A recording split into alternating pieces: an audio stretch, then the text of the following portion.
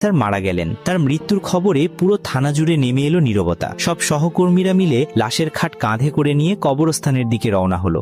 কবরস্থানে পৌঁছে সবাই শোকে নীরবতায় দাঁড়িয়ে রইল। কিন্তু ঠিক যখন মৃতদেহটা কবরে নামানো হলো তখন সবাই অবাক হয়ে দেখলো কবরটা যেন হঠাৎ ছোট হয়ে গেছে। অফিসারের দেহটা ঠিক মতো ভেতরে ঢুকছে না। লোকেরা কবর খননকারীর দিকে তাকিয়ে চিৎকার করে উঠল, তুমি কবরটা ঠিক মতো খোঁড়োনি কেন? লোকটা লাশের মাপ নিয়ে আবার কবর খনন করলো, কিন্তু দ্বিতীয়বার যখন মৃতদেহ নামানো হলো তখনও একই দৃশ্য। কবরটা আবারও ছোট হয়ে গেল এবং অফিসারের পা বাইরেই রয়ে গেল। এবার সবাই হতভাগ হয়ে গেল। পুরো কবরস্থান জুড়ে নেমে এলো নিস্তব্ধতা।